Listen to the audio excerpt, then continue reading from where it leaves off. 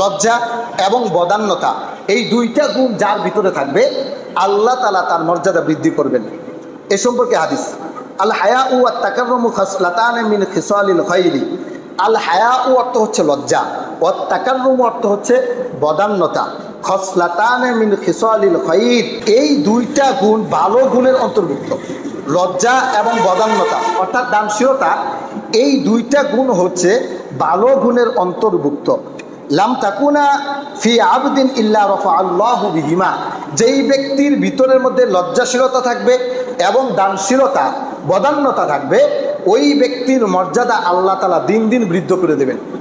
এই জন্য আমাদের ভিতরে যদি লজ্জাশীলতা থাকে, আমাদের ভিতরে যদি বদান্যতা থাকে, তাহলে আল্লাহ তাআলা আমাদের মর্যাদা বাড়িয়ে দেবেন। মুস্তাদে আহমদের 2358 নং হাদিস। 14 নম্বর, যে লজ্জাশীল হলো সে আড়ালে গেল, আর যে আড়ালে গেল সে আত্মরক্ষা করলো, আর যে আত্মরক্ষা করলো সে বেঁচে গেল। এই কথাটা খলিফাতুল মুসলিমিন হযরত উমর রাদিয়াল্লাহু তাআলা আনহুর এক ভাষণ, আজীব এক ভাষণ, মুখস্থ করবেন। মানিস্তাহ ইয়া ইফতাফা, যেই ব্যক্তি লজ্জাশীল হলো সেই ব্যক্তি আড়ালে গেল। ওয়ামানিফতাফা ইত্তাক, আর যেই ব্যক্তি আড়ালে গেল সেই ব্যক্তি আত্মরক্ষা করলো।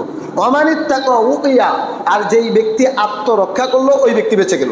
উমর রাদিয়াল্লাহু তাআলা আনহু এক আজীব এক ভাষণ, এটা মুখস্থ করে নেবেন। এটা তাহলে লজ্জাশীলতা আত্মরক্ষা করা হয়, লজ্জার মাধ্যমে মানুষ যাবতীয় অকল্যাণ থেকে বেঁচে থাকতে পারে, এই জন্য লজ্জাশীলতা অবলম্বন করা।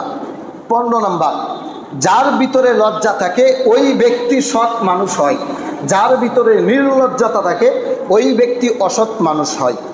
এই সম্পর্কে হাদিস, আন আয়েশা রাদিয়াল্লাহু তাআলা আনহা ক্বালাত ক্বালা রাসূলুল্লাহ সাল্লাল্লাহু আলাইহি ওয়াসাল্লাম ইয়া আয়েশাতু, আয়েশা রাদিয়াল্লাহু তাআলা আনহা বলেন যে একদিন আল্লাহর নবী সাল্লাল্লাহু আলাইহি ওয়াসাল্লাম আমাকে লক্ষ্য করে বললেন, হে আয়েশা, লাউ কানাল হায়াউ রাজুলান, লজ্জা যদি ব্যক্তি হইতো, লাউ কানাল হায়াউ রাজুলান, লজ্জা যদি মানুষ হইতো।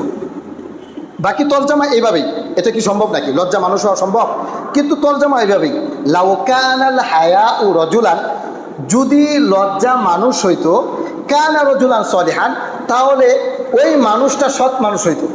আবার ওয়ালাউ কানাল ফুহশু রাজুলান, যদি অশ্লীলতা নির্লজ্জতা এটা যদি মানুষ হতো, তাহলে লাকানা রাজুলা সাউইন, ওই ব্যক্তি অসৎ মানুষ হইতো।